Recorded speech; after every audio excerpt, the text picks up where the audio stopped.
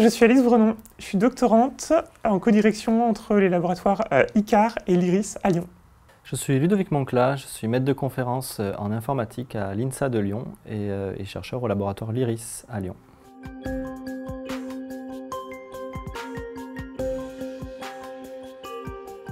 Le sujet de ma thèse, c'est d'explorer donc les articles de géographie et on se demande s'il y a une façon d'écrire différente dans les articles de géographie par rapport aux autres articles, d'une part, et en plus on se demande si cette façon, différente ou pas, évolue au cours du temps. Moi, mon corpus d'études, c'est toute l'encyclopédie de Diderot d'Alembert, la grande encyclopédie, donc la deuxième du 19e siècle, donc Universalis, et un dump de Wikipédia en 2021.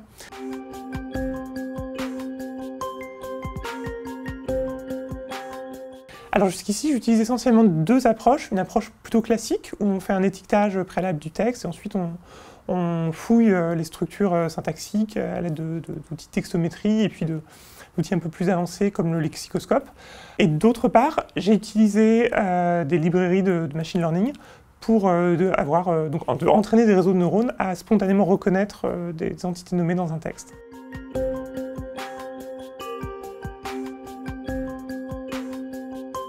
On développe nos outils et nos expérimentations en Python. Et Python, c'est un langage de programmation qui existe depuis plusieurs années. Et le grand intérêt récemment, c'est la grande disponibilité de nombreuses librairies, en particulier des librairies pour le traitement de la langue et pour ce qu'on appelle le data science. Donc une librairie Python, c'est du code informatique qui est fourni et qu'on peut réutiliser. Donc différentes personnes ou différents organismes peuvent développer leurs solutions en Python, donc développer leurs algorithmes, leurs méthodes en Python et les rendre disponibles pour la communauté.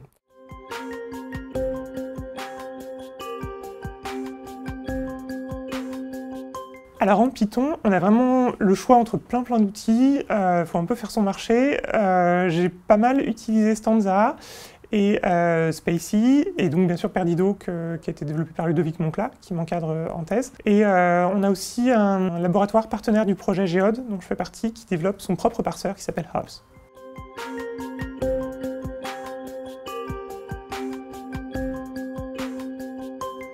Donc Perdido, c'est une librairie très récente, on s'appuie sur une chaîne de traitement qui avait été développée dans le cadre de projets précédents et on a fourni, qui existait sous forme de web service, donc avec une couche d'API en web service qui était interrogeable à distance.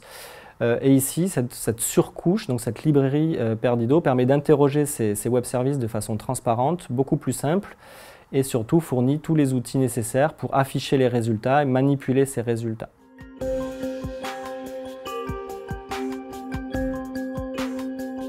Alors déjà, je veux faire passer le message que c'est vraiment pas très dur de démarrer l'exploration de texte avec des outils comme les librairies Python. Il y a plein d'autres langages qui font des trucs super et c'est génial.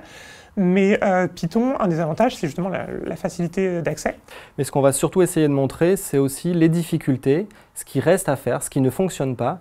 Et on a fait le choix de montrer 3 outils justement pour pouvoir les comparer, montrer que chacun des outils fait des erreurs, que ces erreurs peuvent être différentes et qu'il faudra donc adapter en fonction du type de document sur lequel on travaille.